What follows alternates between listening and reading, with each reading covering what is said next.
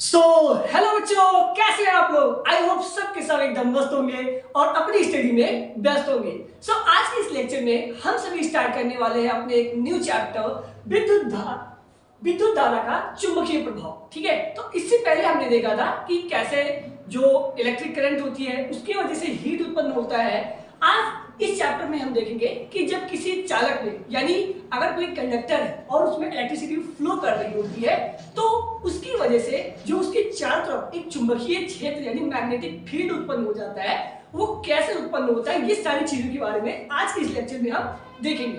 तो हमारा जो चैप्टर है विद्युत धारा का चुंबकीय प्रभाव। अब देखो, इसके बारे में अगर हम थोड़ा सा पहले बेसिक चीजें समझना शुरू करें तो यहाँ पर हम कुछ चीजों को देखेंगे।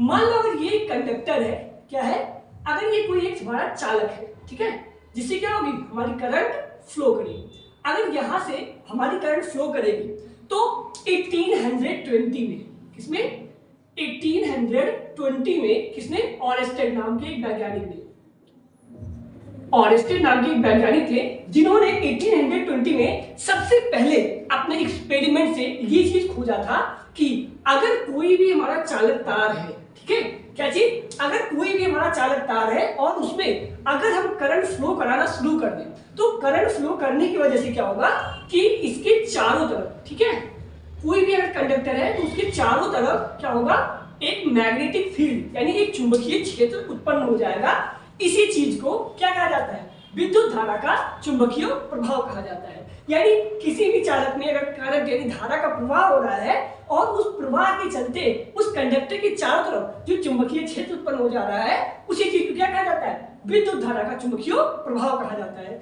और इस चीज को सबसे पहले किसने बताया था, ऑरेस्टेड नाम के एक वैज्ञानिक थे जिन्होंने 1820 में अपने एक्सपेरिमेंट के जरिए ये चीज बताई थी। अब इस चैप्टर को थोड़ा डीप में पढ़ने से पहले कुछ बेसिक चीजें हैं जिसको समझना बहुत ज्यादा जरूरी है। अगर आप वो समझ गए तो ये चैप्टर बिल्कुल आपके लिए एकदम इजी हो जाएगा समझना। तो एक एक करके सारी चीजों को समझना शुरू करते हैं। तो सबसे पहले हम ये देखने वाले हैं कि जो हमारा मैग्नेट होता है, ठीक है, क्योंकि इसमें हम क्या पढ़ रहे हैं, चुंबकीय प्रभाव के बारे में पढ़ रहे हैं। तो चुंबकीय प्रभाव किससे उत्पन्न होगा, मैग्नेट से, क्योंकि हमें पता है कि कोई भी मैग्नेट होता है, चुंबक होता है, तो उसके चारों तरफ क्या होता है, एक चुंबकीय क्षेत्र बन जाता है। सिमिलर ऐसे ही अगर हमें चुंबकीय क्षेत्र के बारे में पढ़ना है, इसके प्रभाव के बारे में पढ़ना है, तो हमें पहले ये जानना होगा कि चुंबक कितने टाइप के होते हैं, उनका वर्क कैसा होता है, वो काम कैसे करते हैं, इन सारी चीजों के बारे में हमें समझना होगा। तो अगर यहाँ पर हम टाइप्स ऑफ मैग्नेट की बात करें, ठीक है, किसकी, टाइप्स ऑफ मैग्नेट की, यानी चुंबक जो होता है वो कितने प्रकार के होते हैं, अगर इसकी बात करें तो यहां पर आपको इस चैप्टर में कुछ स्पेसिफिक टाइप के मैग्नेट के बारे में पढ़ना है, लेकिन हम जो थोड़े बहुत होते हैं उन सभी को देखेंगे, ठीक है। तो अगर सबसे पहले मैं बनाऊं यहां पर, तो ये कुछ एक ऐसा चुंबक होता है जो कैसा होता है, एक छड़ जैसा होता है, जिसके एक साइड में नॉर्थ पोल और दूसरी साइड में क्या होता है, साउथ पोल होता है। और इसे क्या कहा जाता है, इसे कहा जाता है हमें छड़ चुंबक। क्या कहा जाता है, छड़ चुंबक, ठीक है। अब इसके अलावा और कौन सा होता है, अब अगर इसके अलावा हम बात करें तो आपने कुछ एक यू आकार का ऐसा, ठीक है, जिसको हम क्या कहते हैं, नाल चुंबक के नाम से भी जानते हैं। इसके भी क्या होता है, एक साइड में नॉर्थ और दूसरे साइड में क्या होता है, हमारा साउथ होता है, ठीक है। और इसे क्या कहा जाता है, इसे नाल चुंबक कहा जाता है, नाल चुंबक, ठीक है। अब इसे नाल चुंबक क्यों कहा जाता है, तो देखो, जैसे घोड़े की नाल होती है ना, बिल्कुल ऐसे ही शेप की, तो इसी वजह से इसको क्या कहा जाता है, नाल चुंबक कहा जाता है। और ये एक डंडे की तरह होता है, छड़ की तरह होता है, इसलिए इसे छड़ चुंबक कहा जाता है। अब इसके बाद हम देखते हैं हमारा जो नेक्स्ट है मैग्नेट का टाइप, वो है वलय चुंबक। अब ये क्या होता है, तो आपने जो पहले रेडियोज आती थी, ठीक है, क्या आता था, रेडियो, तो उस रेडियो से आपने ऐसे गोल सा चुंबक निकाला होगा ना, जिसको क्या कहते हैं हम, वलय चुंबक कहते हैं। क्या कहा जाता है, वलय चुंबक, ठीक है। अब इसके अलावा एक और होता है जो हमें जानना है, ठीक है, क्या होता है, एक चुंबकीय सुई होती है जो कुछ ऐसे होती है, ठीक है। ये क्या होता है, ये हमारी चुंबकीय सुई होती है, जिसके एक साइड में क्या होता है, नॉर्थ और दूसरी साइड में क्या होगा, साउथ होगा, ठीक है। ये क्या होती है, हमारी चुंबकीय सुई। ठीक है, तो यहां पर हमने देखा कि कुछ स्पेसिफिक टाइप के हमारे मैग्नेट हैं, जैसे एक छड़ चुंबक हो गया, नाल चुंबक, वलय चुंबक और चुंबकीय सुई। अब इन्हीं में से छड़ चुंबक, चुंबकीय सुई और नाल चुंबक को ही इस चैप्टर में हमें स्टडी करना है। ये बस हमारे क्या था, एक नॉलेज के लिए था। हमें इन्हीं तीन के बारे में ही क्या करना है, इस चैप्टर में स्टडी करना है। और ये कैसे वर्क करते हैं, जब मैग्नेट होता है तो उसके चारों तरफ जो मैग्नेटिक फील्ड बनती है वो कैसे बनती है, तो यानी जो हमारा मैग्नेटिक फील्ड है उसका जो कॉन्सेप्ट है, उसका अवधारणा जो है वो कैसे होती है, अब हम वो देखते हैं। तो अब हम देखने वाले हैं कि जो चुंबकीय क्षेत्र होता है उसकी अवधारणा, यानी उसका जो कॉन्सेप्ट है मैग्नेटिक फील्ड का, वो क्या होता है और कैसे वर्क करता है। तो यहाँ पर हमने एक छड़ चुंबक लिया है, जिसमें एक साइड हमने नॉर्थ पोल यानी उत्तरी ध्रुव और दूसरी साइड में साउथ पोल यानी दक्षिण ध्रुव को डिनोट किया है। ठीक है, तो अब यहाँ से हमें एक चीज समझना होगा कि पहले तो ये कि चुंबकीय क्षेत्र होता क्या है। तो हमें ये पता है कि जब भी अगर कोई मैग्नेट होता है तो उसके मैग्नेट के आसपास क्या होता है, एक इमेजिनरी, ठीक है, वो दिखता तो नहीं है बट वो एग्जिस्ट करता है। क्या होता है, एक कुछ क्षेत्र होता है जिसमें क्या होता है, कोई भी चीज अगर रखी जाए तो क्या होगा, एक फोर्स महसूस करता है, एक बल उस पर लगता है। यानी किसी चुंबक के चारों तरफ का वह क्षेत्र, ठीक है, जिसमें क्या हो कि अगर किसी चीज को रखा जाए वो क्या हो, एक फोर्स यानी बल महसूस करता है, तो वही क्या होता है, उस चुंबक का चुंबकीय क्षेत्र कहलाता है। ठीक है, यानी चुंबक के चारों तरफ का वह क्षेत्र जिसमें कोई चीज रखा जाए बल महसूस करते वो चुंबकीय क्षेत्र होगा। सिमिलर अगर हमने एक क्या किया, यहाँ पर एक छड़ चुंबक लिया है, ठीक है, अब ये क्या है, ये जो हमारी है वो अभी हमने आपको जो चुंबकीय सुई के बारे में बताया था ये वही है। तो चुंबकीय सुई का क्या काम होता है, एक साइड में नॉर्थ होता है, दूसरी साइड में साउथ होता है। तो अब इसमें क्या होगा, जब आसपास में क्या होगा, हमारे चुंबकीय क्षेत्र यहाँ पर है। ठीक है, तो जब चुंबकीय क्षेत्र होगा तो पहले क्या करेंगे, यहाँ कहीं पर भी हम अपने जब चुंबकीय सुई को रखेंगे तो क्या होगा, चुंबकीय क्षेत्र होने की वजह से वो जो हमारा चुंबकीय सुई है उसमें क्या होगा, विक्षोभ आ जाएगा, मतलब वो घूमना शुरू कर देगा। तो यहां से क्या होगा, हमें पता है कि कोई भी अगर हमारा चुंबक होता है, ध्यान से समझिएगा, अगर कोई भी चुंबक है तो उसमें से जो चुंबकीय बल रेखाएं, ठीक है, क्या चीज, चुंबकीय बल रेखाएं। अब एक चीज, ठीक है, चुंबकीय बल रेखाएं निकलती है, अभी मैं समझाता हूं चुंबकीय बल रेखा क्या होती है। तो जो चुंबकीय बल रेखाएं निकलती हैं वो हमेशा कहां से निकलेंगी, नॉर्थ से निकलकर साउथ में जाती है। कहां से, नॉर्थ से निकलकर हमेशा साउथ में जाएगी। तो जो हमारी चुंबकीय सुई होगी वो भी हमेशा किस डायरेक्शन में रुकेगी, नॉर्थ और साउथ में ही रुकेगी।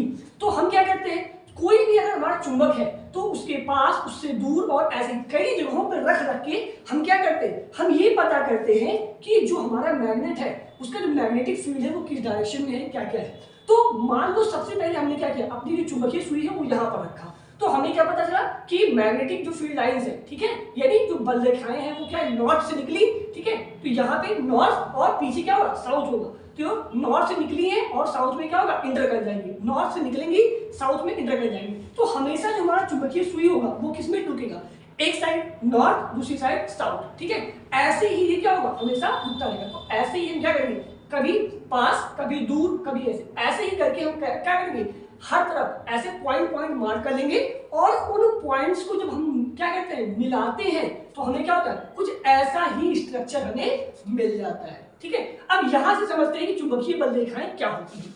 तो चुंबकीय बल रेखाएं वो काल्पनिक रेखाएं होती हैं जो किसी चुंबक के नॉर्थ पोल से यानी उत्तरी ध्रुव से निकल के दक्षिणी ध्रुव में क्या करती है, प्रवेश कर जाती है। उत्तरी ध्रुव से निकलेगी और दक्षिणी ध्रुव में चली जाएगी। ऐसे ही काल्पनिक रेखा को क्या कहा जाता है, चुंबकीय बल रेखा कहा जाता है। ठीक है, तो यहाँ पे अगर हम देखें तो जब अभी हमने क्या किया, अपने चुंबकीय सुई को रख के देखा तो क्या मिला हमें कि ऐसे ही क्या हुआ, जैसे मान लो यहाँ पर रखा होता तो यहाँ पे हमने पॉइंट मार्क किया, फिर यहाँ पे मार्क किया, यहाँ पे मार्क किया। ऐसे ही जब हम क्या करते हैं, पॉइंट को मार्क कर करके मैच कराते हैं तो क्या होता है, एक ऐसा स्ट्रक्चर हमें मिल जाता है। और यहां से हमें ये पता चलता है कि जो चुंबकीय बल रेखाएं हैं वो क्या करती हैं, वो हमेशा नॉर्थ पोल से निकल के साउथ पोल यानी उत्तरी ध्रुव से निकल के दक्षिणी ध्रुव में प्रवेश कर जाती है। ठीक है, और अगर हम, ये तो हो गया चुंबक के बाहर, लेकिन अगर हम चुंबक के अंदर की बात करें तो ये क्या होगा, ये चुंबक के अंदर साउथ पोल से नॉर्थ पोल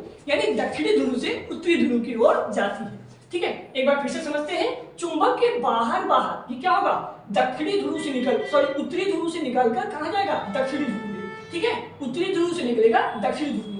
लेकिन चुंबक के अंदर क्या होगा, जब ये लाइन ऐसे अपना क्या करेंगे, अपना एक कंप्लीट सर्कल पूरा करेंगे, तो ये साउथ से निकलकर क्या हो जाएगी, नॉर्थ में। तो ऐसे ही करके ये अपना क्या करती है, एक पूरा चक्कर पूरा कर लेती है। यानी नॉर्थ से निकलेगा साउथ में चुंबक का बाहर, फिर चुंबक के अंदर साउथ से होते हुए नॉर्थ को जाते क्या करेगा, अपना एक कंप्लीट सर्कल पूरा कर लेगा। अब हम देखते हैं कि जो हमारी चुंबकीय बल रेखाएं होती हैं उसके गुण क्या होते हैं। ठीक है, इनकी क्या क्या प्रॉपर्टीज होती है, इनके बारे में देखते हैं। तो अब हम देखते हैं कि जो चुंबकीय बल रेखाएं होती हैं उनके गुण यानी जो प्रॉपर्टी होती है वह क्या क्या होते हैं। तो देखो यहाँ पर जो ये बल रेखाएं हैं ये कैसे वर्क करती है, इन्हीं के बारे में हमें समझना है। तो अभी मैंने बताया था इसकी जो सबसे पहली प्रॉपर्टी होती है वो यही होती है कि कोई भी अगर मैग्नेट है तो जो चुंबकीय बल रेखाएं होंगी वो चुंबक के बाहर नॉर्थ से साउथ यानी उत्तरी ध्रुव से निकलकर दक्षिणी ध्रुव में जाएंगी। लेकिन चुंबक के अंदर में वो क्या होगा, दक्षिणी ध्रुव से निकलकर उत्तरी ध्रुव की ओर जाएंगी।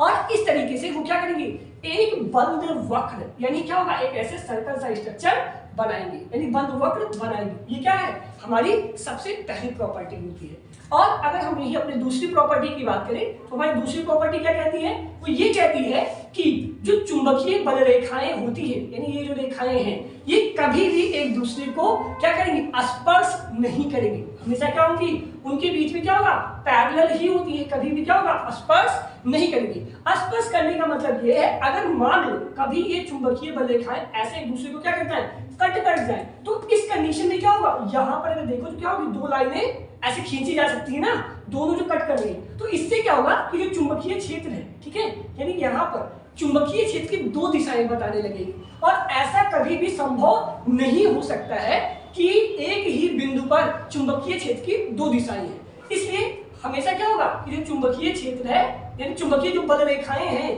वो क्या होंगी, हमेशा क्या होगी, पैरेलल यानी समांतर ही होंगी।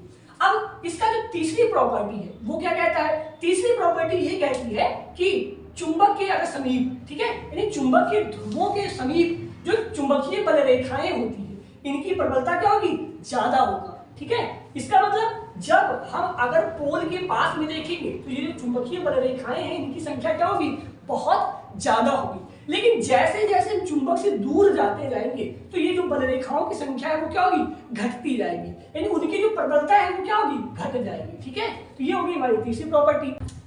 तो इसकी हमारी जो चौथी प्रॉपर्टी होती है वो क्या कहती है कि अगर एक समान चुंबकीय क्षेत्र है तो उसमें उत्पन्न जो बल रेखाएं होंगी वो क्या होंगी, वो हमेशा एक दूसरे के पैरेलल यानी समांतर होंगी और क्या होंगी, बराबर दूरी पर होंगी।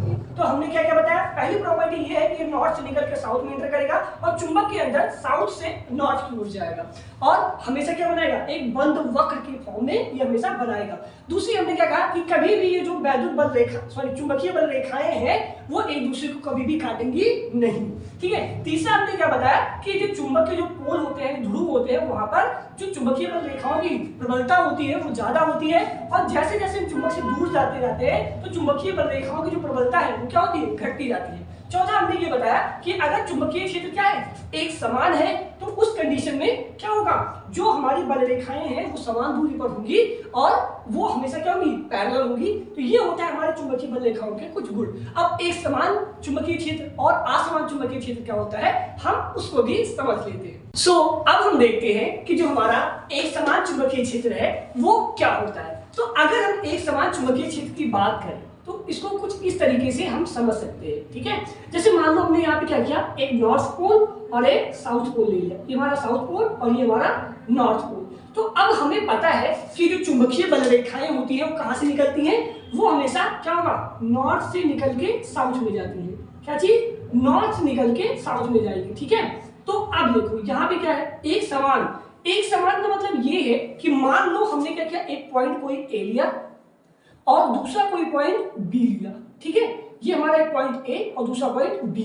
अब इन दो पॉइंट के बीच में हमने क्या किया कि कहीं पर भी मेजर करें तो क्या आना चाहिए, मान लो जो चुंबकीय क्षेत्र है वो कितना है, 10 टेस्ला है। चुंबकीय क्षेत्र कितना है, 10 टेस्ला। तो फिर चाहे मैं पॉइंट ए पर मेजर करूं या उसके मिड में मेजर करूं या पॉइंट बी पर मेजर करूं, हर जगह पे हमारा जो मैग्नीट्यूड है, परिमाण है, वो कितना होना चाहिए, 10 टेस्ला ही आना चाहिए। तो इसी चीज को क्या कहा जाता है, एक समान चुंबकीय क्षेत्र की मैं कहीं पर भी मेजर कर रहा हूँ तो वैल्यू मुझे क्या मिलेगी, हर जगह एक ही तरीके से मिल रही है, तो क्या हो जाएगा, एक समान चुंबकीय क्षेत्र हो जाएगा। अब इसमें होता क्या है, होता ये है कि नॉर्थ पोल से चुंबकीय बल रेखाएं निकली और साउथ पोल में इंटर कर जाएंगी, ठीक है। अब यहाँ पर हमने क्या होता है कि जब भी एक समान चुंबकीय क्षेत्र होगा तो जितनी भी बल रेखाएं निकलेंगी यहाँ पे वो सब क्या होंगी, एक दूसरे के पैरेलल में ही होंगी, ठीक है, कभी भी इंटरसेक्ट नहीं करेंगी। और हाँ, ये मैं बात कर रहा हूँ एक आदर्श स्थिति के लिए, ठीक है, किसके लिए, एक आदर्श स्थिति यानी आइडियल कंडीशन के लिए।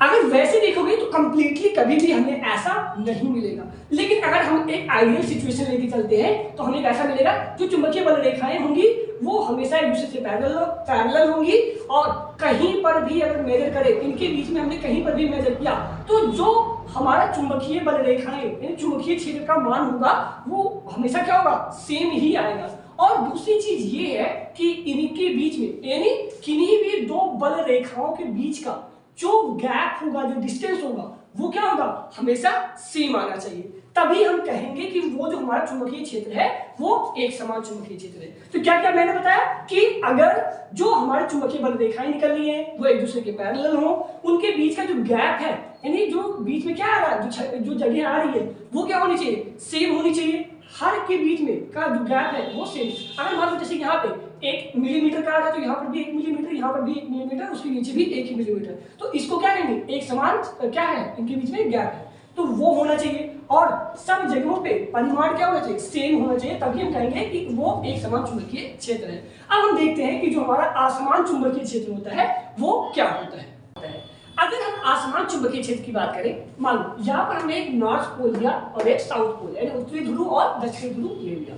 अब इसमें क्या हो, मान लो जो यहाँ से हमारे नॉर्थ पोल से जो चुंबकीय बल रेखाएं निकल रही है, ठीक है, क्या है, यहाँ पर बहुत ही पास है और यहाँ पे क्या हो, फिर बहुत ही ज्यादा दूर पे होने लग जाए, तो इसी चीज को क्या कहा जाता है, असमान चुंबकीय क्षेत्र कहा जाता है। इसका मतलब ये है कि ये जो बल रेखाएं हैं, ठीक है, इसमें जरूरी नहीं कि ये क्या हो, पैरेलल ही हो एक दूसरे के, या इनके बीच का जो गैप है वो सेम हो। इसमें क्या होगा, कहीं पर चुंबकीय बल रेखाएं बहुत ज्यादा डेंस होंगी, बहुत ज्यादा सघन होंगी, यानी थोड़ी ही जगहों पे चुंबकीय बल रेखाओं की संख्या क्या हो, बहुत ज्यादा हो जाएगी, और कहीं बहुत ज्यादा जगहों में भी चुंबकीय बल रेखाओं की संख्या क्या होगी, बहुत कम होगी। तो जब ऐसी स्थिति आती है तो उसी को क्या कहा जाता है, असमान चुंबकीय क्षेत्र कहा जाता है। यानी यहाँ पर जरूरी नहीं कि जो मैग्नीट्यूड है यानी यहाँ पे जो चुंबकीय क्षेत्र का मान है और यहाँ पे जो चुंबकीय क्षेत्र का मान है वो सेम ही हो, वो अलग अलग भी हो सकता है, इनके बीच का जो गैप है वो भी डिफरेंट हो सकता है, और जरूरी नहीं कि ये पैरेलल ही चले, कभी कभी क्या होगा, ये थोड़े से अनति से भी जा सकते हैं। तो इस तरीके से जो हमारा चुंबकीय क्षेत्र होगा उसे क्या कहते हैं, असमान चुंबकीय क्षेत्र कहा जाता है। और एक कॉन्सेप्ट छोटा सा था वो आपको बताना रह गया था, वो मैं अभी आपको बता देता हूँ, ठीक है। देखो, अगर मान लो हमने कोई एक क्षण चुंबक लिया, ठीक है, क्या किया हमने यहाँ पर एक छोटा सा कोई क्षण चुंबक लिया जिसका एक ध्रुव क्या होगा, नॉर्थ, और दूसरा क्या होगा, साउथ, ठीक है, ये नॉर्थ और ये साउथ। हमें पता है कि जो चुंबकीय बल रेखाएं हैं, ठीक है, वो कहां से निकलती है, नॉर्थ निकलकर साउथ में जाती है, ठीक है, नॉर्थ से निकलेंगी और ये साउथ में चली जाएंगी, ठीक है। अब इसमें बताना ये था हमें कि जब भी अगर मैग्नेट की पोल्स क्या किए जाए, आपस में इंटरचेंज किए जाए, यानी जो अभी नॉर्थ से साउथ में जा रहा है, अगर मैंने इसको क्या किया, घुमा दिया, ठीक है, क्या किया, मैंने चुंबक को घुमा दिया, अब क्या जब घुमाएंगे तो क्या होगा, ये जो कभी नॉर्थ था अब ये क्या बन जाएगा हमारा साउथ, और जो कभी साउथ था वो अब क्या बन जाएगा, नॉर्थ बन जाएगा। तो जैसे ही चुंबक के ध्रुव परिवर्तित होंगे तैसे ही जो चुंबकीय बल रेखाओं की दिशा है वो भी क्या हो जाएगी, बदल जाएगी। जो अभी इस डायरेक्शन से इस डायरेक्शन में जा रहा था अब क्या होगा, उसके उल्टे अब भी क्या होगा, नॉर्थ से जाना शुरू करेगा और साउथ में जाएगा, ठीक है, नॉर्थ से निकलकर साउथ में जाएगा। तो यहाँ कहने का मतलब यही था कि अगर चुंबकीय ध्रुव आपस में बदलेंगे तो जो चुंबकीय बल रेखाएं निकल रही हैं उनकी दिशा भी क्या होगी, परिवर्तित हो जाएगी। एक छोटा सा और कॉन्सेप्ट है जो आपको समझना चाहिए, वो ये है कि अब मान लो कि ये हमारा क्या है, अर्थ है, ठीक है, जिसके ऊपर क्या है हमारा उत्तरी ध्रुव और नीचे क्या है हमारा दक्षिणी ध्रुव, ठीक है, ऐसे ही तो कुछ होता है, उत्तरी ध्रुव और दक्षिणी ध्रुव यानी नॉर्थ पोल और साउथ पोल, ठीक। अब अगर इसमें क्या है, दो पोल है तो मैग्नेटिक फील्ड लाइंस भी यानी चुंबकीय बल रेखाएं भी होंगी इसके चारों ओर, जो क्या होंगी, नॉर्थ निकल के साउथ में और नॉर्थ निकल के साउथ में, ऐसे कुछ क्या होंगी, ट्रैवल करेंगी।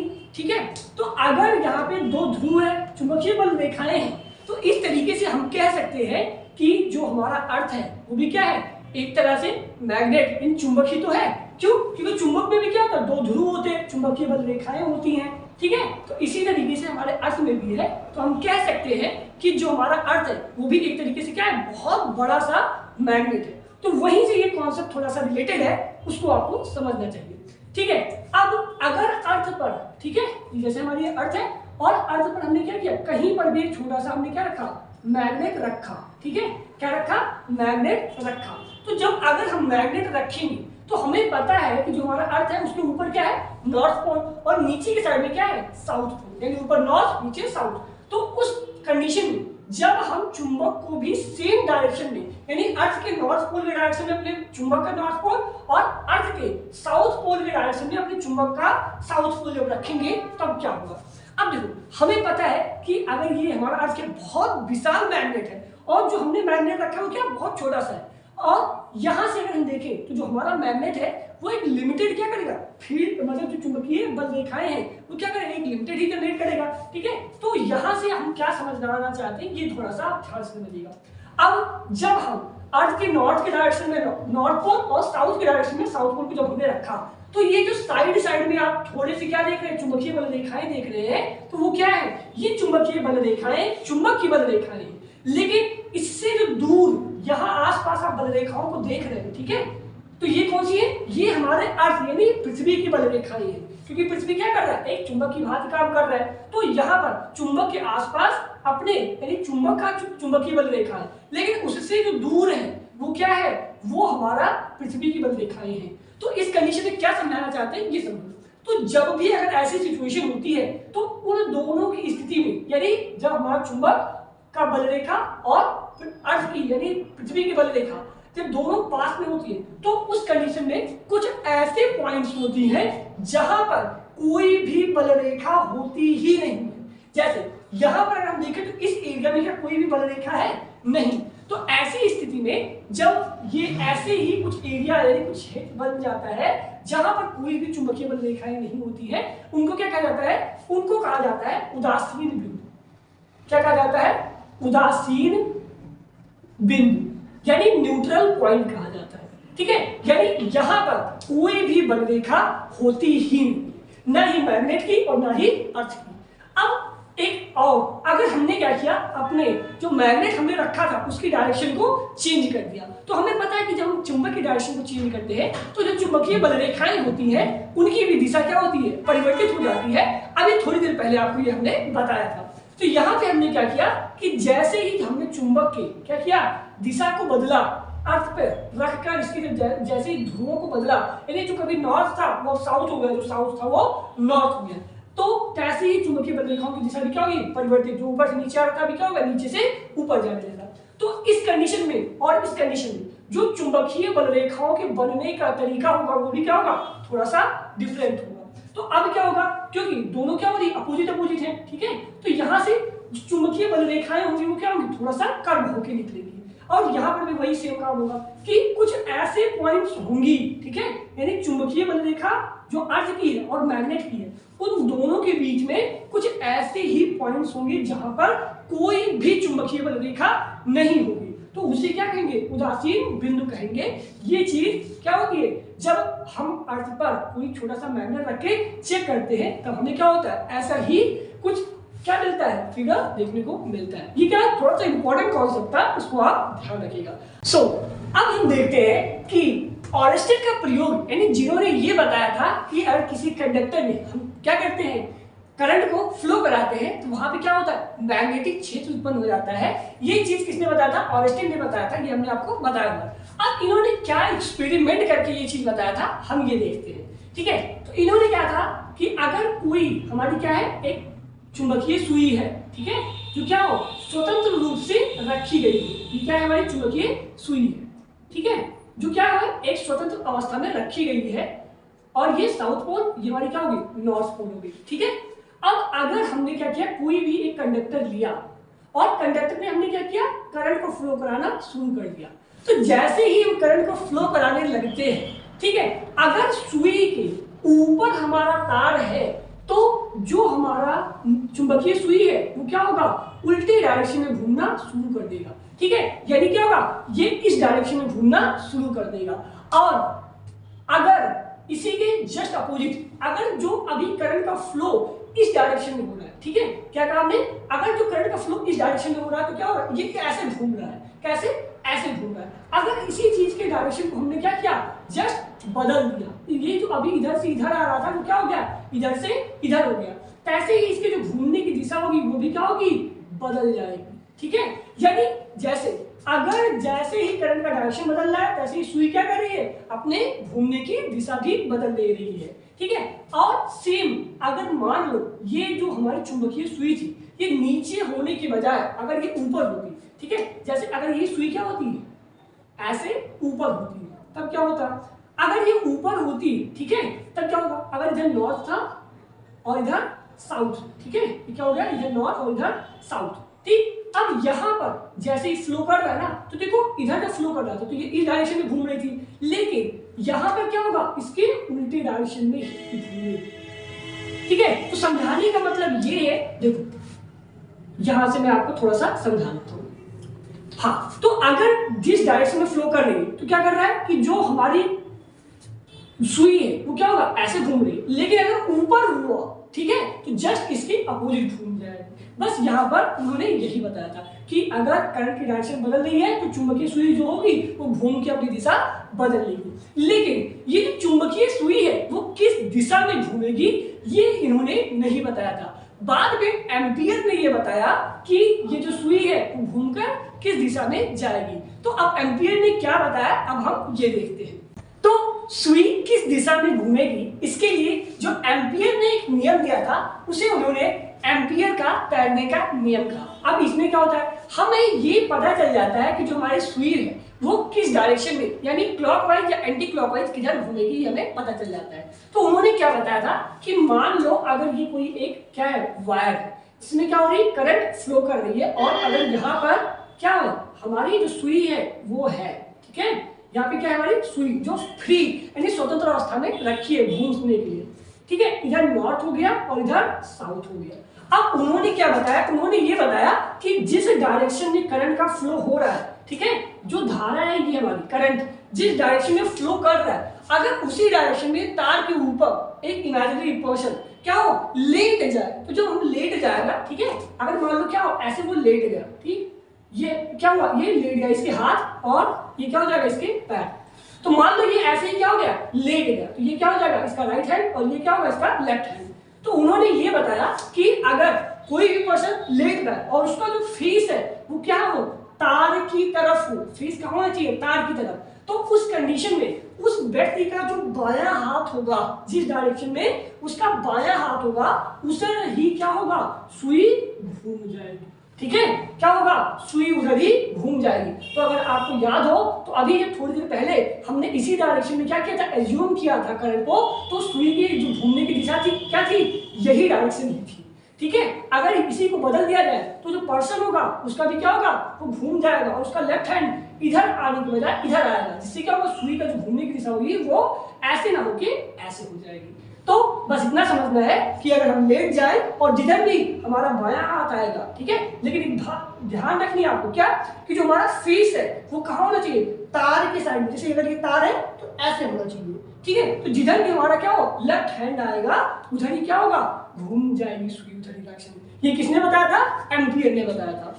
सो अब हम चलते हैं अपने नेक्स्ट टॉपिक पे। जो अब हमारा जो टॉपिक है वो है धारावाही सीधे चालक तार से उत्पन्न चुंबकीय क्षेत्र। यानी अगर कोई ऐसा स्ट्रेट क्या हो, चालक हो और उसमें धारा बह रही हो, तो उसके चलते जो चुंबकीय क्षेत्र उत्पन्न हो रहा है वो कैसे उत्पन्न होगा, ये सारी चीजों को हम देखते हैं।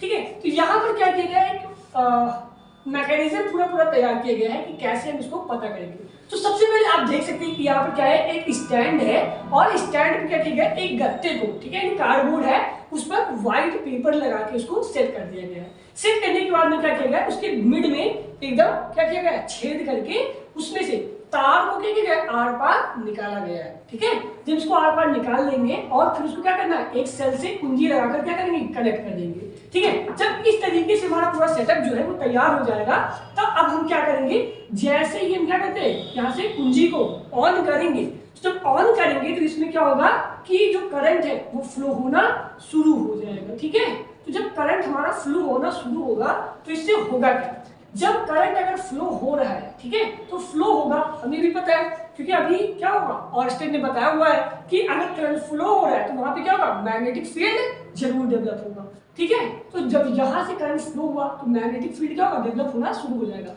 अब इसको हम पता कैसे करेंगे कि किस डायरेक्शन में इसका जो डायरेक्शन है वो होगा। ठीक है, तो इसको पता करने के लिए हम क्या कहते हैं, जो हमारी वो आती है मैग्नेटिक सुई है, जो चुंबकीय सुई आती है, उसको जगह जगह पे हम रख के देखते हैं कि किस डायरेक्शन में इसकी जो दिशा है वो आएगी। तो जब हम रख के देखते हैं तो यहाँ पर हमने देखा कि ये जो आ रहा है, जो हमारे चुंबकीय बल रेखाएं हैं वो कैसी है, वामावर्त यानी एंटी क्लॉकवाइज डायरेक्शन में है। ये हमें क्या हो गया, पता चल गया। अब यहाँ से क्या कॉन्सेप्ट आता है, ये चीज समझते हैं। तो यहां से अगर कोई भी धारावाही चालक तार है, ठीक है, तो जितनी भी बल रेखाएं ऐसे सर्कुलर पाथ बनाएंगी, ये हमेशा याद रखना कि उनका जो केंद्र बिंदु होगा वो वही होगा जहां से वो तार क्या है, गुजरी है। यानी ये क्या बनाएगा, अगर एक पूरा ये सर्कल बना रहा है तो ये क्या हो जाएगा, उस सर्कल का वो क्या हो जाएगा, सेंटर यानी केंद्र हो जाएगा। अब आप चाहे पहले वाले सर्कल को देखेंगे तो भी, दूसरे सर्कल को देखेंगे तो भी, तीसरे सर्कल को देखेंगे तो भी, चौथे सर्कल को देखेंगे तो भी, तो यहां से सीधा कॉन्सेप्ट यही निकल के आता है कि अगर कोई भी एक स्टेट कंडक्टर है और उसके आसपास जो मैग्नेटिक फील्ड डेवलप हो रहा है, तो जो कंडक्टर होगा वो उस मैग्नेटिक फील्ड का क्या होगा, सेंटर होगा। अब यहाँ पर जो मैग्नेटिक फील्ड डेवलप हो रही है, ठीक है, इनकी दिशा कैसे पता करते हैं ये हम देखते हैं। तो इनकी दिशा को पता करने के लिए भी कुछ बेसिक से रूल है, वो कौन कौन से रूल है अब हम वो देखते हैं। अब हम देखते हैं कि अगर कोई भी चुंबकीय, जो मैग्नेटिक फील्ड में जो चुंबकीय बल रेखा होती है, ठीक है, उसकी दिशा को हम कैसे ज्ञात करेंगे इसके लिए। तो इसके लिए क्या है, दो नियम दिए गए हैं। एक है दक्षिणावर्ती पेंच का नियम, जिसको हम राइट हैंड स्क्रू रूल के नाम से भी जानते हैं, और दूसरा दाएं हाथ के अंगूठे का नियम यानी राइट हैंड थंब रूल के नाम से भी जाना जाता है। और आप भी अगर वीडियो पसंद आ रही है तो वीडियो को लाइक करें और चैनल को सब्सक्राइब जरूर कर लें। ठीक है, तो अभी हम देखते हैं पहले कि जो दक्षिणावर्ती पेंच का नियम है वो कैसे काम करते हैं। ठीक है, तो ये क्या कहता है कि अगर मान लो, ठीक है, कि अगर कोई भी क्या करे, एक स्क्रू ड्राइवर ले, ठीक है, ये क्या है, एक स्क्रू ड्राइवर है और इसी के ही बिहार पे इस रूल को बनाया गया है। ये क्या कहता है कि अगर मान लो हमने क्या किया, एक स्क्रू लिया, ठीक है, और अगर कोई धारावाही चालक तार है और उसमें जो धारा की दिशा है, जिस डायरेक्शन में दिशा है, ठीक है, उसी तरह हम क्या करें, अपने पेंच कस के क्या करें, नोक को रखें, ठीक है, इसको रखें और इसके ऊपर अगर स्क्रू है, ठीक है, तो क्या होना चाहिए, हम इस तरीके से इसको पकड़े कि जो हमारा थंब है वो कुछ ऐसा आना चाहिए, बाहर की तरफ पॉइंट करें। ठीक है, तो जब इसको ऐसे पॉइंट करें और इसको हम क्या करें, ऐसे कसना शुरू करें, क्या करें, ऐसे ही हम क्या करते हैं, कसते हैं ना। तो जब अगर ऐसे कसेंगे तो जो घूमने का डायरेक्शन कैसा है, इधर से घूम के इधर जा रहा है, कैसा जा रहा है, इधर से इधर, तो यानी इधर से घूम के इधर जा रहा है, कैसे, इधर से घूम के इधर जा रहा है। तो अगर अब तुम इसको क्या अगर ऊपर से देखोगे तो इसके जो घूमने की दिशा होगी वो कैसे होगी, वामावर्त होगी। कैसे, जब ऐसे है, ठीक है, और इसको ऐसे करोगे तो क्या दिख रहा है, कि देखो घड़ी की उल्टे दिशा में घूमते हुए दिख रहा है ना, तो क्या होगा कि ये उल्टा यानी घड़ी की उल्टी दिशा में यानी वामावर्त यानी एंटी क्लॉकवाइज डायरेक्शन में घूमता हुआ दिखेगा। ठीक है, तो ये जो होता है वो क्या कहलाता है, दक्षिणावर्ती पेंच का नियम कहलाता है। तो इस तरीके से हम पता कर सकते हैं कि अगर कोई भी कंडक्टर है तो उसकी जो मैग्नेटिक क्या चीज, जो यहाँ पर जो हमारी मान लो हमारी मैग्नेटिक फील्ड लाइन बन रही थी, तो इसकी डायरेक्शन क्या हो जाएगी, तो इस तरीके से अगर बनेगा तो ये देखो क्या हो रहा है, ऐसे करके ऐसे घूम रहा है ना, तो ये ऐसे घूम के क्या होगा, इधर आ जाएगा। ठीक है, ऐसे घूम के ऐसे बन जाएगा। तो ये होता है हमारे दक्षिणावर्ती पेंच का नियम। अब जो हमारा अगला नियम है वो कहता है दाएं हाथ के अंगूठे का नियम। ये भी बिल्कुल इसी तरीके से है जैसे दक्षिणावर्ती पेंच का नियम है। अब ये क्या कहता है, ये कहता है कि अगर कोई भी क्या है, मान लो यहाँ पे हमारा धारावाही चालक तार है जिसमें हमारी करंट आई फ्लो कर रही है, ठीक है, अब अगर इसमें मान लो ये हमारा कंडक्टर है, इसमें करंट आई फ्लो कर रही है और करंट की डायरेक्शन क्या है, ऊपर की ओर है। क्या है, करंट की डायरेक्शन ऊपर की ओर हो रही है या नीचे की ओर, किसी भी डायरेक्शन में। तो थंब को हमें कहाँ रखना है, जिस डायरेक्शन में करंट का डायरेक्शन होगा, ठीक है। अगर करंट ऊपर है तो थंब ऊपर होना चाहिए, अगर करंट नीचे है तो थंब क्या होना चाहिए, नीचे होना चाहिए, ऐसे ही रखना है, ठीक है। तो माना हमने कि जो करंट की दिशा है वो क्या है, ऊपर की तरफ। अब हम क्या करेंगे, ऊपर को ऐसे थंब रखेंगे और अपने बचे हुए फिंगर्स को क्या करेंगे, मोड़ना शुरू करेंगे।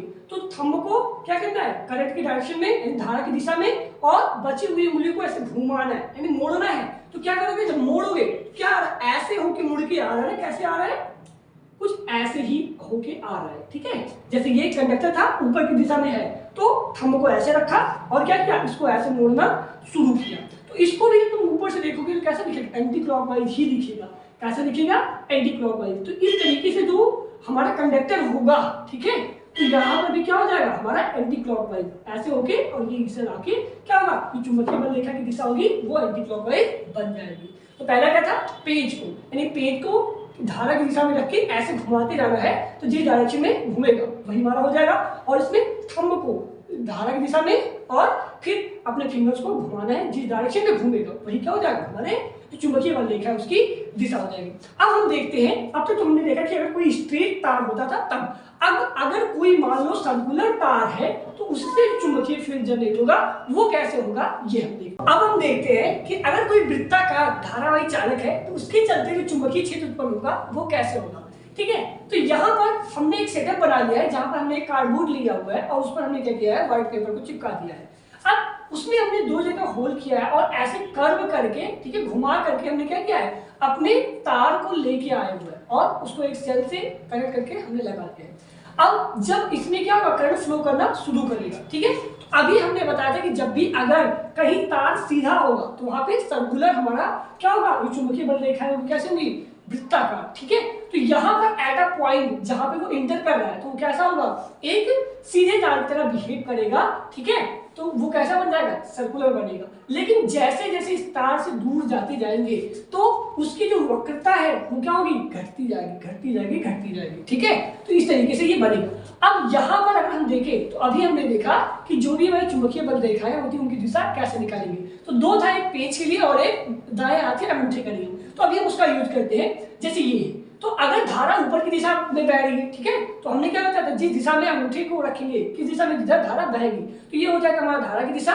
और ये क्या बताएगी, जो हमारी बल रेखा है उसके घूमने की दिशा। तो बल रेखाएं क्या हो रही है, अगर ऐसे तो ऐसे ही तो घूम रही है, तो क्या होगा, ये बल रेखाएं ऊपर से नीचे की ओर घूमते हुए आ जाएंगी। सिमिलर अगर हम यहाँ पर देखेंगे तो ये क्या होगा, यहाँ पर धारा की दिशा क्या है, नीचे, कैसी है, नीचे। तो अब अगर हम देखेंगे तो जो बल रेखाएं क्या होगी, वो इधर कुछ क्लॉकवाइज डायरेक्शन में घूमती हुई आएगी। जैसे ये है तो क्या होगा, ऐसे ही आती हुई दिखेगी, तो क्लॉकवाइज। तो यहाँ पे क्या होगा, यहाँ पे ये क्या बन जाएगा, क्लॉकवाइज डायरेक्शन में इसकी दिशा बन जाएगी, ठीक है।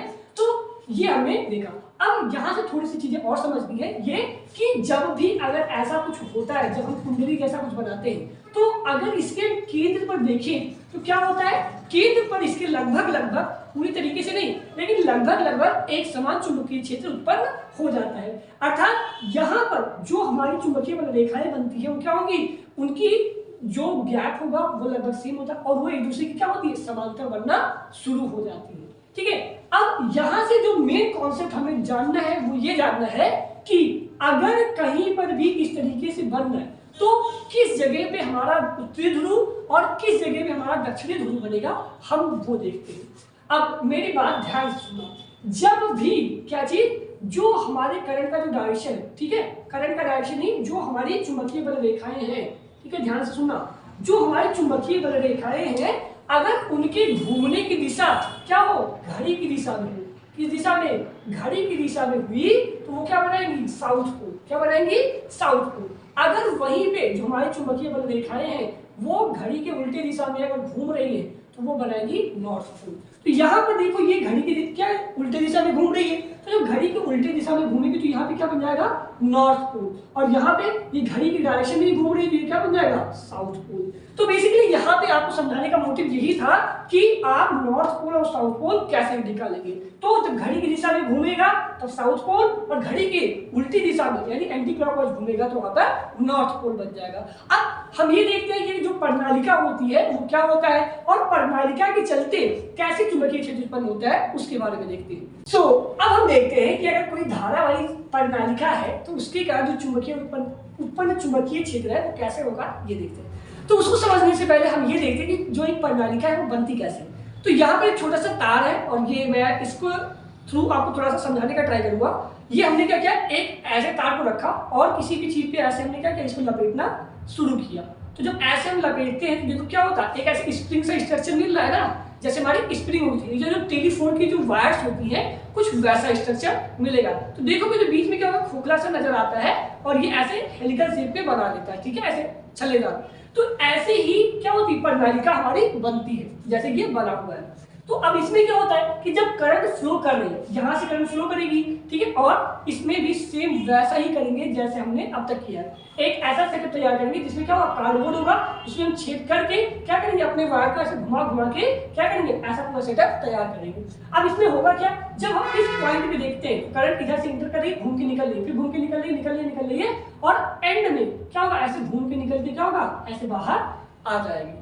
अब यहाँ पर अगर हम देखें तो ये जो नॉर्थ पोल है और साउथ पोल है, किस अकॉर्डिंग हम यहाँ पे डिफाइन कर रहे हैं। तो जब आप इधर यहाँ से देखोगे, ठीक है, तो यहाँ पे क्या है कि अगर इसको देखो तो यहाँ पे जो हमारे घूमने की दिशा है वो क्या है, क्लॉकवाइज यानी घड़ी की दिशा में है। तो इस वजह से यहाँ पे क्या हो जाएगा, हमारा साउथ पोल। और यहाँ पर अगर इस साइड से देखोगे अगर इधर, तो जो हमारी करंट की दिशा है क्या है, उल्टी है। तो जहाँ पे करंट की दिशा होगी उल्टी, तो वहां पे क्या आ जाएगा, नॉर्थ पोल। ये अभी जस्ट आपको पहले बताया हुआ था, ठीक है। तो यहाँ से हमें ये पता चल जाएगा। और दूसरी, जब यहाँ नॉर्थ पोल और साउथ पोल डेवलप हो गया तो यहाँ पे क्या होगी, चुंबकीय बल रेखाएं भी नॉर्थ पोल से निकल के साउथ पोल में जाना शुरू कर देंगी। और सबसे खास बात जो प्रणालिका की होती है वो ये होती है कि किसी भी प्रणालिका के जो केंद्र होता है उस केंद्र पर जो चुंबकीय बल रेखाएं होती है वो हमेशा एक समान ही होंगी, ठीक है। अब आगे जो हमारा नेक्स्ट टॉपिक है वो हम देखते हैं। अब हम देखते हैं कि अगर कोई कंडक्टर है जिसमें करंट फ्लो हो रही है, ठीक है, तो हमें पता है कि वो चुंबकीय फील्ड क्या करता है, चुंबकीय क्षेत्र उत्पन्न करता है। लेकिन अगर उसी को ही क्या करें, हम चुंबकीय क्षेत्र में रख दें तो उस तार पर क्या प्रभाव पड़ेगा, हम ये देखते हैं। अब देखो यहाँ पर हमारा नॉर्थ पोल है और यहाँ पर हमारा साउथ पोल है। यहाँ पर नॉर्थ पोल से निकल के साउथ पोल में चुंबकीय बल रेखाएं जा रही है, ठीक है। हमने क्या किया, एक तार लिया जिसमें क्या कराएंगे, करंट को फ्लो कराएंगे। लेकिन यहाँ पे हमें तार को एकदम स्ट्रेट नहीं रखना है, क्या करना है, थोड़ा सा लूज रखना है, ठीक है। क्या करेंगे, थोड़ा सा लूज रखेंगे, जिससे होगा क्या, अब यहाँ पर जब करंट फ्लो करेगा और क्या होगा, यहाँ पे जो हमारी चुंबकीय बल रेखाएं हैं जब ये क्या करेंगी, आएंगी, तो इससे क्या होगा कि इसका भी अपना मैग्नेटिक फील्ड होगा और इसका भी अपना मैग्नेटिक फील्ड है, ठीक है। इससे दोनों के बीच में क्या होगा, एक बल कार्य करेगा, ठीक है। इससे जो ये वायर है उस पर, तार है, चालक है, उस पर क्या होगा, एक बल काम करेगा। और वो जो बल होगा, ठीक है, क्या कह रहे हैं, जो बल है F, वो हमेशा क्या होगा, ऊपर की ओर होगा। क्या होगा, ऊपर की ओर होगा, ठीक है। जो बल लगेगा वो किधर होगा, ऊपर लगेगा। इसी चीज को हम अगर बल की दिशा निकालनी है तो हम फ्लेमिंग के बाएं हाथ के नियम का यूज करते हैं। किसके, जो हमारे फ्लेमिंग अंकल थे, ठीक है, कौन, फ्लेमिंग अंकल, फ्लेमिंग के बाएं हाथ का नियम, ठीक है। क्या चीज, फ्लेमिंग के बाएं हाथ के नियम से ही हम इसको क्या करते हैं, इसका पता लगाते हैं, ठीक है। यानी ये जो काम है ये क्या है, हमारे बाएं हाथ का खेल है। किसका, बाएं हाथ का खेल है।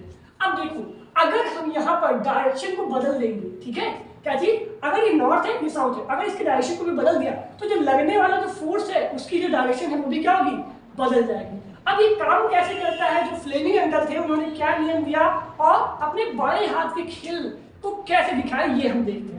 अगर हम अपने बाएं हाथ के, ठीक है, क्या चीज, अगर जो हमारा बायां हाथ है, ठीक है, अगर इसके तीनों उंगलियों, अंगूठा, तर्जनी और मध्यमा, ठीक है, बीच वाली उंगली और जो ये इंडिकेटिंग फिंगर होता है, ठीक है, इसे और अंगूठा, इन तीनों को इस प्रकार से फैलाए कि जो हमारा है ये तीनों क्या होनी चाहिए, एक दूसरे के परपेंडिकुलर। यहां पर भी ये क्या है, तीनों एक दूसरे के परपेंडिकुलर ही है, यानी लंबवत है। ठीक है, तो ऐसा होना चाहिए। अगर ऐसा सिचुएशन बन रहा है, क्या चीज, अगर तीनों एक दूसरे के क्या है, परपेंडिकुलर है, लंबवत है, ऐसी सिचुएशन बन रही है तो क्या होगा हम वो देखते हैं। तो यहाँ पर जो हमारा अंगूठा है, ध्यान से देखिएगा, ठीक है, जो हमारा अंगूठा, ठीक है, यानी जो हमारा थंब है, ठीक है, जो हमारा थंब है वो क्या दिखाएगा, फोर्स को, क्या चीज, फोर्स यानी बल को दिखाएगा, एफ। और जो हमारे इंडिकेटिंग फिंगर है, ठीक है, जो हमारी इंडिकेटिंग फिंगर है, जो हमारी इंडिकेटिंग फिंगर यानी ये तर्जनी उंगली है, वो क्या दिखाएगी, चुंबकीय क्षेत्र की दिशा को, क्या दिखाएगी, चुंबकीय क्षेत्र की दिशा को। और जो हमारी ये बीच वाली उंगली है, ठीक है, यानी मिडिल फिंगर, जो हमारी मिडिल फिंगर है वो क्या दिखाएगी, वो हमारी करंट के डायरेक्शन को दिखाएगी। क्या क्या, तो जो फ्लेमी अंकल थे, ठीक है, उन्होंने क्या बताया कि ये मेरे बाएं हाथ की खेल, ये मेरे बाएं हाथ का खेल है। और क्या बताया कि जो अंगूठा होगा वो क्या बताएगा, वो हमारे लगने वाले जो तार है उसमें जो फोर्स लगेगा वो दिखाएगा। और जो हमारी जो इंडिकेटिंग फिंगर यानी तर्जनी उंगली है वो क्या दिखाएगी, चुंबकीय क्षेत्र की दिशा दिखाएगी। और वहीं पे जो हमारा जो मिडिल फिंगर है वो धारा की दिशा को दिखाएगा। अब इस तरीके से अगर इसे हम देखें तो ध्यान से देखिए, ये क्या कर रहा है, फोर्स, ये क्या करेगा, ये हमारे चुंबकीय क्षेत्र की जो दिशा है उसे दिखाएगा। और ये क्या करेगा, करंट को, तो करंट क्या है, अंदर की तरफ जा रही है, यानी एफ बी आई, फोर्स, बल, चुंबकीय क्षेत्र की दिशा और धारा। तो देखो यहाँ पे फोर्स क्या है, ऊपर की तरफ लग रहा है, और करंट क्या है, अंदर की तरफ। और यहाँ पे चुंबकीय क्षेत्र की दिशा क्या है, इस साइड से इस साइड, यानी नॉर्थ से साउथ। तो इस तरीके से अगर हम करते हैं तो बल की दिशा क्या आ रही है, ऊपर आ रही है, बल की दिशा कहाँ आ रही है, ऊपर आ रही है। ठीक है, तो इस तरीके से इसको एक एग्जांपल से हम समझेंगे। ठीक है, यहाँ से हम क्या करते हैं, एग्जांपल लेते हैं और उससे हम समझने का ट्राई करते हैं। जैसे मान लो अगर चुंबकीय क्षेत्र जो बल रेखाएं हैं या चुंबकीय जो क्षेत्र है वो किधर है, इधर से इधर है। ठीक है, यानी ये क्या होगा, हमारा नॉर्थ कह सकते हो और ये हमारा साउथ, इस तरीके से। और जो हमारे धारा का फ्लो है, ठीक है, अगर मान लो नीचे की डायरेक्शन में, ये हमारा क्या हो जाएगा, धारा। अगर धारा का जो फ्लो है वो नीचे की डायरेक्शन में है तो इस कंडीशन में जो हमारा लेफ्ट हैंड रूल है फ्लेमिंग का, वो क्या कहेगा, और बल की जो डायरेक्शन वो किधर होगी हम वो देखते हैं। तो ये पहला बल की दिशा, दूसरा चुंबकीय क्षेत्र की दिशा, और तीसरी उंगली क्या करती है, धारा की दिशा को दिखाती है। तो धारा की दिशा किधर है, नीचे की तरफ है, धारा की दिशा कहाँ है, नीचे की तरफ है। और ये जो होगा हमारा चुंबकीय क्षेत्र की दिशा इस साइड में इंडिकेट कर रहा है। तो जो लगने वाला बल होगा किधर होगा, वो हमेशा बाहर की तरफ होगा। ठीक है, कहाँ होगा, बाहर की तरफ। अगर ऐसे करके देखो तो देखो, आई धारा की दिशा, बी यहाँ पे चुंबकीय क्षेत्र की दिशा, और ये लगने वाला बल जो क्या होगा, बाहर की तरफ इंडिकेट कर रहा है। तो इस तरीके से हम फ्लेमिंग के बाएं हाथ के नियम का यूज करते हैं, यानी अपने बाएं हाथ के, ठीक है, बाएं हाथ के खेल से हम ये बता सकते हैं कि किसी भी अगर तार है जिसमें करंट फ्लो कर रही है उसको मैग्नेटिक फील्ड में रखा है, तो जो लगने वाला जो बल होगा उसकी दिशा क्या होगी, अपने बाएं हाथ से हम बता देंगे। अब हम चलते हैं अपने नेक्स्ट कॉन्सेप्ट पे, वो क्या है उसे देखते हैं। इससे पहले जो हमने कॉन्सेप्ट पढ़ा है उसी पर बेस्ड ये कॉन्सेप्ट है, और ये इस चैप्टर का सबसे इंपॉर्टेंट कॉन्सेप्ट है। तो इसको बहुत ही ध्यान से समझिएगा, और अगर पसंद है तो वीडियो को लाइक करना और चैनल को सब्सक्राइब करना बिल्कुल भी मत भूलना। ठीक है, तो देखो, अगर हम इससे पहले जब हम चुंबकीय क्षेत्र ले रहे थे तो वो एक समान नहीं था, और एक समान चुंबकीय क्षेत्र क्या होता है ये आपको अच्छे से पता है क्योंकि अभी मैंने आपको बताया हुआ था। ठीक है, तो यहाँ पर क्या होगा, एक समान चुंबकीय क्षेत्र है जिसमें हमने क्या किया है, माना कि हमने एल लंबाई का एक तार लिया है जिसमें धारा क्या हो रही है, बह रही है, धारा की दिशा इधर है, और एक समान चुंबकीय क्षेत्र है जिसकी दिशा क्या है, इधर है। ठीक है, इसका मतलब इधर नॉर्थ और इधर साउथ है। तो अभी इसके पहले जो हमने कॉन्सेप्ट लिखा था तो बल किधर लग रहा था, ऊपर ही लग रहा था। तो इस तरीके से हमने क्या किया, सारा का सारा सेटअप लगा दिया। अब जो हमारा ये बल लग रहा है ये किन किन चीजों पे डिपेंड करेगा ये हम देखते हैं। तो सबसे पहले अगर हम बल की बात करें, ठीक है, क्या चीज, जो बल है हमारा वो किस पर डिपेंड करेगा, तो जो F है वो क्या होगा, वो किसके अनुपाती होगा, जो बहने वाली धारा है। ठीक है, जो बहने वाली धारा आई है उसके अनुपाती होगा। इसके बाद में क्या डिपेंड करेगा, ठीक है, कि जो हमारा बल है, ठीक है, जो फोर्स वो किसके अनुपाती हो जाएगा, जो हमारा यहाँ पे चुंबकीय क्षेत्र B है उसके अनुपाती हो जाएगा। इसके अलावा जो हमारा लगने वाला बल है वो इस तार की लंबाई पर भी क्या होगा, डिपेंड करेगा। तो जो लगने वाला बल होगा वो लंबाई के, अनुक्रमानुपाती हो जाएगा। ठीक है, तो यहाँ से हमने क्या देखा कि जो हमारा जो लगने वाला जो बल है वो I के बहने वाली धारा के, चुंबकीय क्षेत्र के और इस तार की लंबाई के अनुक्रमानुपाती होता है। तो यहाँ पर अब अगर तीनों को, ठीक है, ये जो तीन इक्वेशन हमें मिले हैं, ये पहला, ये दूसरा और ये तीसरा, अगर तीनों को हम एक साथ लिखना चाहें तो हमें क्या मिल जाएगा, यहां से हमें मिल जाएगा F is directly proportional to, यानी F अनुक्रमानुपाती है किसके, I, B और L के। ठीक है, किसके, I, B और L के।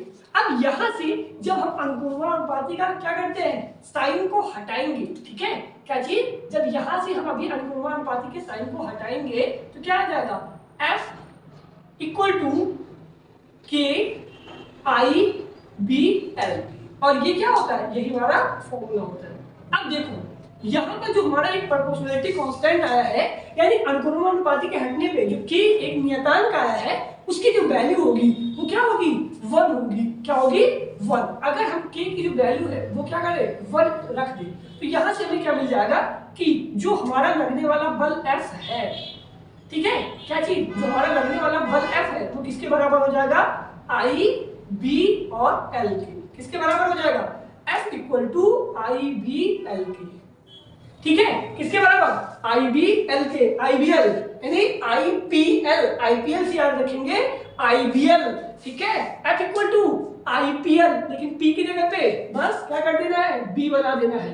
F इक्वल टू IPL, बस P को B बना देना, तो IBL बन जाएगा। ठीक है, ये ध्यान रखना। तो ये जो है हमारा बहुत बहुत ज्यादा इंपॉर्टेंट फॉर्मूला है, इसको आपको क्या करना है, याद रखना है, भूलना नहीं है। अब देखो, अगर ये जो हमारे चुंबकीय बल रेखाएं हैं, ये हमने क्या माना है, आइडियल कंडीशन होती है जब क्या हो, हमेशा ये ऐसी हो। अदरवाइज जो लगने वाला बल होगा और ये चुंबकीय क्षेत्र है, ठीक है, ये कभी भी परपेंडिकुलर एग्जैक्टली नहीं होंगे, कुछ ना कुछ इनके बीच में एंगल जरूर बनेगा। अब अगर एंगल बन रहा है, ठीक है, क्या कहा हमने, अगर एंगल इनके बीच में बन रहा है, यानी थीटा, एंगल को कैसे रिप्रेजेंट करिए, थीटा से। ठीक है, अगर मान लो इनके बीच में कुछ एंगल क्या बन रहा है, थीटा बन रहा है, तो उसके लिए क्या हो जाएगा, अब जब इनके बीच में यानी पूरा 90 डिग्री ना बनते कुछ एंगल बन जाएगा, तो इसका फॉर्मूला हो जाएगा हमारा F equal to IPL, P को क्या बना देना है, B, तो IBL साइन थीटा। ठीक है, क्या हो जाएगा, F equal to IBL sine theta. इसको भी आपको एकदम रट डालना है। F इक्वल टू क्या, IBL sine theta, F equal to IBL sine theta और F इक्वल टू IBL। यही दो फॉर्मूले हैं इस चैप्टर में जो आपको एकदम याद रखना है। ठीक है, अब यहाँ पर देखो हमने क्या कहा, जो थीटा है हमारा वो क्या है, एंगल है। थीटा क्या है, एंगल है। अब मान लो अगर ये थीटा है हमारा, ठीक है, क्या चीज, जो थीटा है वो क्या आ जाए, 0 डिग्री आ जाए, थीटा क्या आ जाए, 0 डिग्री। तो अब यहाँ पे अगर साइन की वैल्यू रखे, साइन 0, तो साइन 0 का मान क्या होता है, 0 होता है। उस कंडीशन पे अगर थीटा की वैल्यू 0 हो गई तो जो लगने वाला बल होगा वो क्या हो जाएगा, शून्य हो जाएगा। लगने वाला बल क्या होगा, शून्य हो जाएगा। लेकिन अगर वहीं पे थीटा की वैल्यू क्या हो, 90 डिग्री, क्या चीज, 90 डिग्री रख दी जाए, तो जो साइन 90 होता है वो कितना होता है, साइन 90 वो होता है हमारे 1 के बराबर। साइन 90 किसके बराबर होता है, 1 के बराबर। तो इस कंडीशन पे जो लगने वाला बल होगा वो क्या होगा, मैक्सिमम होगा। क्या होगा, लगने वाला बल हमारा मैक्सिमम होगा। तो यहाँ से हम दो चीजें कह सकते हैं कि जब एंगल का मान क्या हो, 0 डिग्री, तो उस टाइम पे 0 यानी सबसे मिनिमम, और अगर थीटा की वैल्यू 90 डिग्री हुई तो जो लगने वाला बल है वो क्या होगा, सबसे मैक्सिमम होगा। ठीक है, तो अब हम चलते हैं कि जो ये बल मिल रहा है इसका जो मात्रक है वो क्या होगा, इन सारी चीजों के बारे में, या जो चुंबकीय क्षेत्र है B, ठीक है, ये इसका मात्रक क्या होगा, ये सारी चीजें हम एक एक करके अच्छे से समझते हैं। तो अब हम देखते हैं कि जो हमारा चुंबकीय क्षेत्र B होता है उसका मात्रक क्या होता है, ये सारी चीजें हम देखते हैं। ठीक है, तो अभी हमने बताया कि F इक्वल टू आप क्या याद रखोगे, F इक्वल टू IPL, बस P को क्या करना है, B बना देना है। तो हमें इसका जो मात्रक है वो निकालना है। तो हम यहाँ से क्या करेंगे, B को अगर हमें निकालना है तो B इक्वल टू क्या हो जाएगा, ये F पहले से है, F आ जाएगा, और अपॉन में क्या आ जाएगा हमारा I और L, क्या हो जाएगा I और L, I इंटू L, ये आ गया। ठीक है, तो b equal to F upon I into L, ये हमें मिल गया। अब हमें निकालना है इसका मात्रक। तो F यानी फोर्स, बल का मात्रक क्या होता है? आप लोगों ने क्लास 9th में किसमें फोर्स एंड मोशन यानी बल और गति चैप्टर में इसका बहुत अच्छे से पढ़ा होगा। तो बल का मात्रक क्या होता है? न्यूटन। क्या होता है बल का मात्रक? न्यूटन। ठीक है, तो यहां से क्या आ जाएगा? न्यूटन चाचा। ठीक है, ये आ गए न्यूटन। और अपॉन में आई करंट, करंट की मात्रा क्या होता है? अभी पिछले चैप्टर में मैंने बताया था, क्या होता है? एम्पियर। क्या होता है? एम्पियर। ठीक है, क्या होता है? एम्पियर। ये हो गया। और इनटू क्या होता है? लंबाई। लंबाई का मात्रक क्या होता है? मीटर। लंबाई का मात्रक क्या होता है? मीटर। ठीक है, क्या होता है? मीटर। तो यहां से जो चुंबकीय क्षेत्र B है उसका मात्रक क्या निकल के आ जाता है? ठीक है, तो यहां से हमारा आ जाता है न्यूटन पर एम्पियर मीटर। क्या आ जाता है हमारे यहां से मात्रक? न्यूटन पर एम्पियर मीटर। ठीक है, तो ये आप याद रखोगे कि जो चुंबकीय क्षेत्र है यानी B, उसका मात्रक क्या होता है? हमारा मात्रक हो जाता है न्यूटन पर एम्पियर मीटर। अब देखो, ये इसके अलावा भी जो चुंबकीय क्षेत्र है उसके कई और भी मात्रक होते हैं, एक एक करके उसके बारे में भी हम समझ। तो अगर अब हम इसके दूसरी मात्रक की बात करें तो इसका जो दूसरा मात्रक होता है वो होता है टेस्ला। क्या होता है? टेस्ला। ठीक है, क्या होता है? टेस्ला। हाँ, वो एलन मस्क वाली जो टेस्ला कार आती है वही क्या है? इसका दूसरा मात्रक है। अब अगर इसके तीसरे मात्रक की बात करें तो वो होता है weber, weber per metre square. क्या होता है? वेबर पर मीटर स्क्वायर होता है। ठीक है, अब इसके अलावा इसका एक चौथा भी मात्रक होता है, वो होता है गॉस। क्या होता है? गॉस। तो यहां से हमें इसके 4 मात्रक मिल गए। पहला न्यूटन पर एम्पियर मीटर, दूसरा टेस्ला, तीसरा वेबर पर मीटर स्क्वायर और चौथा गॉस। अब देखो, यहां से जो गॉस है इसके और जो न्यूटन पर एम्पियर मीटर है इसके बीच में एक रिलेशन भी होता है। वो क्या रिलेशन है वो मैं आपको बताता हूं। अगर यहां से हम एक गॉस का मान निकाले, क्या चीज? एक गॉस का मान निकाले तो ये क्या होता है? 10⁻⁴। ठीक है, क्या हो जाएगा? न्यूटन पर एम्पियर मीटर। क्या हो जाएगा? एक गॉस बराबर 10⁻⁴ न्यूटन पर एम्पियर मीटर। ये क्या हो जाएगा? इसका मान हो जाएगा। ठीक है, तो इसको भी आप याद रख सकते हो। ठीक, तो यहां से आज के लिए लेक्चर में ये सारे टॉपिक्स को हमने बहुत अच्छे से डील किया है। हाँ, न्यूमेरिकल रह गए हैं तो इस टॉपिक का जो न्यूमेरिकल है उसको नेक्स्ट लेक्चर में डील करेंगे। सो आई होप कि इस चैप्टर में हमने इस लेक्चर में जो भी चीजें भी डिस्कस की है बहुत अच्छे से आपको समझ आया हो।